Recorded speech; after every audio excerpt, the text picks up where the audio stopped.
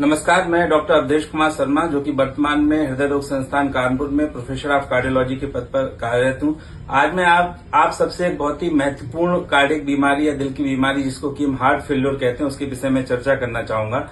Heart failure वो condition है जिसमें कि हार्ट की मांसपेशियों में जो ब्लड इजेक्ट करने की कैपेसिटी होती है, पंपिंग क्षमता जिसको हम बोलते हैं, वो कम हो जाती है ज्यादातर केसेस में। नॉर्मली हमारे हार्ट की पंपिंग क्षमता, जिसका कि हम इकोकार्डियोग्राफी के माध्यम से पता करते हैं, 50% से ऊपर होनी चाहिए। और अगर ये पंपिंग क्षमता 40% से कम हो जाती है तो ये heart failure with reduced ejection fraction की कैटेगरी में पेशेंट आते हैं। और ऐसे मरीजों में जो सबसे शुरुआती लक्षण होता है वो सांस फूलना, कि जब ये कोई भी कार्य करते हैं तो इनकी सांस एकदम फूलना स्टार्ट हो जाती है, शुरू हो जाती है, और इसकी वजह से इनको अपने कार्य को बीच में रोकना पड़ता है। खासतौर से ऐसे मरीजों को शुरुआत में जो घरेलू कार्य होते हैं, जैसे कि जीना चढ़ना है, चढ़ाई चढ़ना है, या फिर 1-2 किलोमीटर पैदल चल के जाते हैं, उसमें सांस फूलने लगती है। और धीरे धीरे जो घरेलू कार्य है, जैसे कि नहाना है, धोना है, या जो नित्य दैनिक कार्य होते हैं, उसमें भी इनको दिक्कत होने लगती है। तो सांस फूलने के अलावा जो दूसरा प्रमुख लक्षण है वो थकान है। काफी सारे मरीजों को मैंने अपनी क्लिनिकल प्रैक्टिस में देखा है कि ये रोगी जो है शिकायत करते हैं कि सर बहुत ज्यादा थकान हो जा रही है